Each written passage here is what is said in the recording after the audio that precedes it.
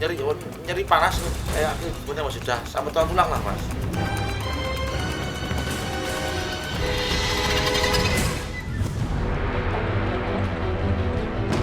Bukakan talinya itu. Ah ya, buka talinya ya. Setelah melakukan penyisiran, tim SAR gabungan akhirnya menemukan jasad wanita hamil yang tewas diterkam buaya. Jasad tersebut ditemukan utuh, namun ada bekas gigitan di paha kiri. Sehari sebelumnya, sang suami mendengar suara teriakan sang istri dari sungai.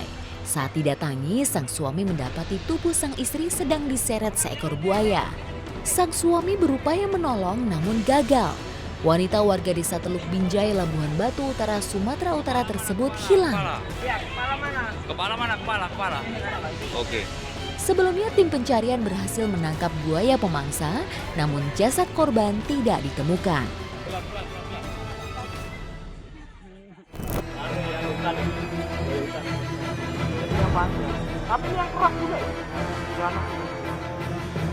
Sejumlah warga desa Kabubu, Kecamatan Topoyo, Kabupaten Mamuju Tengah berusaha menangkap seekor buaya yang masuk ke permukiman warga. Saat ditangkap, reptil raksasa ini sempat melakukan perlawanan dan melarikan diri masuk ke dalam semak-semak. Sebelumnya, buaya tersebut masuk ke permukiman dan memangsa hewan ternak warga. Usai ditangkap, rencananya buaya tersebut akan dilepas liarkan di sungai yang jauh dari permukiman penduduk.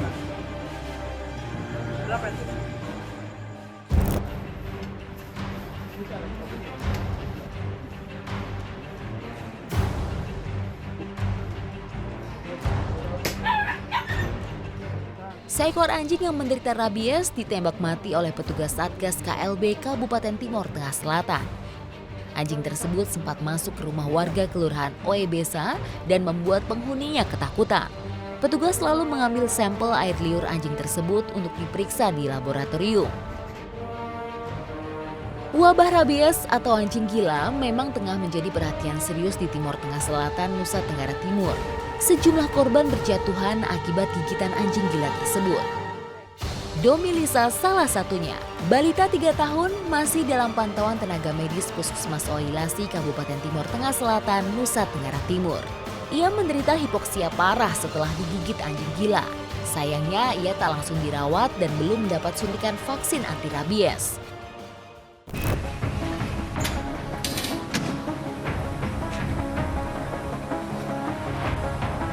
Regu penyelamat Dinas Pemadam Kebakaran Kabupaten Bekasi mendatangi salah satu rumah di Desa Seriamur, Tambun Utara, Bekasi. Petugas berusaha mengevakuasi sarang tawon di atap rumah warga. Keberadaan sarang tawon ini sudah sangat meresahkan warga. Sebelumnya, warga sempat berusaha mengevakuasinya sendiri dengan peralatan seadanya. Namun naas, mereka justru menjadi korban sengatannya.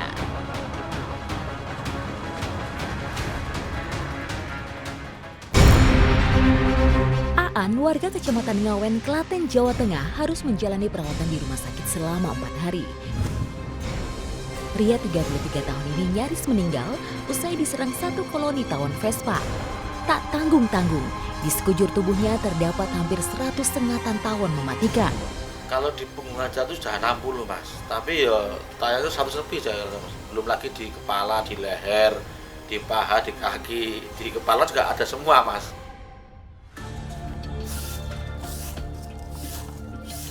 Pada suatu hari, Rofik Aulawi sedang membersihkan halaman rumah Aan. Kegiatan ini biasa Rofik lakukan saat melihat halaman rumah Aan kakaknya terlihat kotor dan kurang rapi. Tiba-tiba Rofik dikagetkan dengan rasa sakit seperti disayat benda tajam di kulit tubuhnya. Aduh. Tak hanya itu, rasa panas yang berasal dari luka seperti disayat itu mulai menyebar. Beruntung ada Aan kakaknya yang menolong. Ia berharap obat oles ini cukup meredakan rasa nyeri dan panas. Ya, Rofik telah tersengat tawon Vespa, salah satu jenis tawon yang terkenal agresif dan mempunyai sengatan yang mematikan.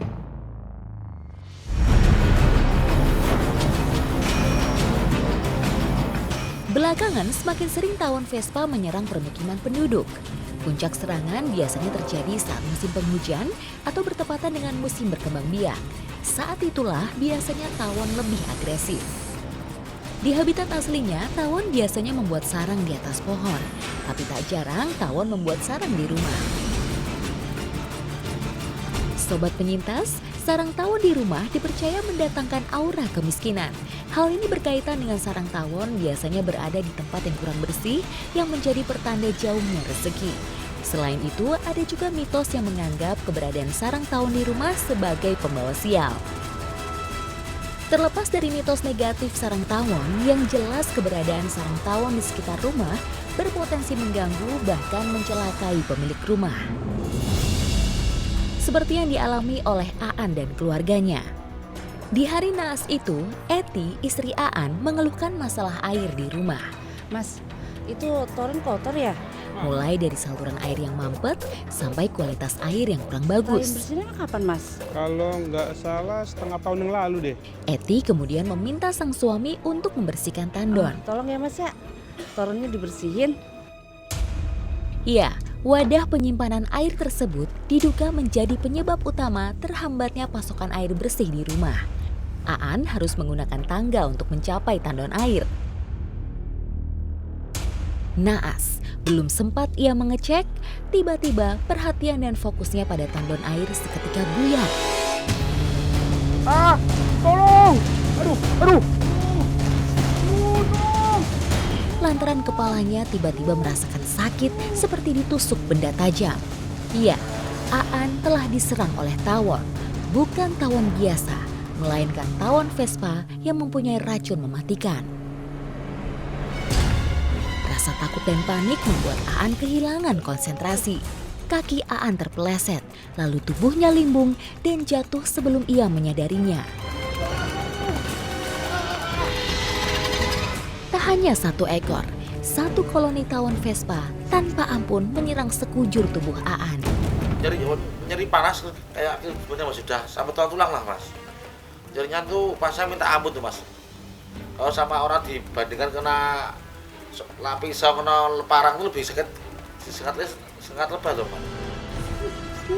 Rasa sakit yang teramat sangat di sekujur tubuh membuatnya tidak ada pilihan selain melawan dan berusaha menghindar dari serangan tawon. Bukannya pergi, jumlah tawon malah semakin banyak.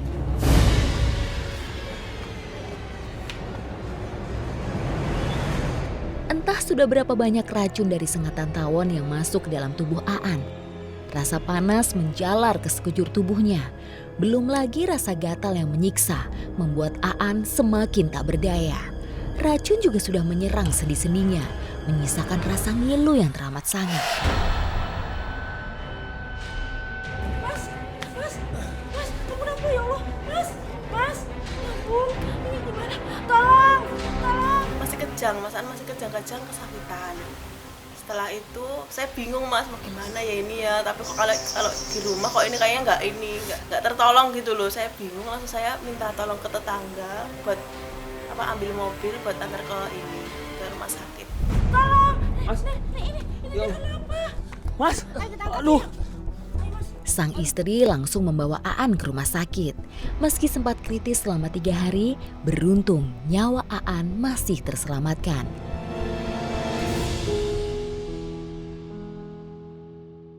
Aan bersyukur Tuhan masih memberinya kesempatan untuk melanjutkan hidup.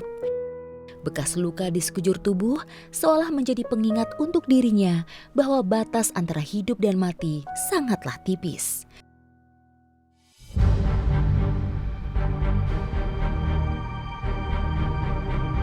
Sementara itu, 2 hari pasca kejadian, keluarga Aan meminta bantuan petugas damkar untuk mengevakuasi sarang tawon yang mencelakai Aan. Dengan memakai alat pelindung diri lengkap, petugas dengan hati-hati berusaha memindahkan sarang tawon dari rumah Aan. Entah sejak kapan tawon-tawon itu bersarang di rumah Aan. Yang jelas, saat dievakuasi, diperkirakan ukurannya hampir setengah karung. Ya banyak kita kerja terus hati-hati mas. Apalagi yang beragama Islam atau yang kita baca doa dulu. Yang kedua harus cek lokasi bagaimana kerjanya.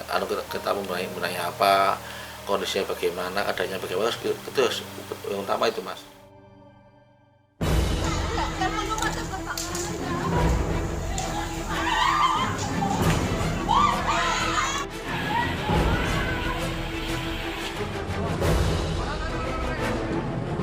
asap udah mulai, hawa panas juga udah kayak apa ya, kayak open lah.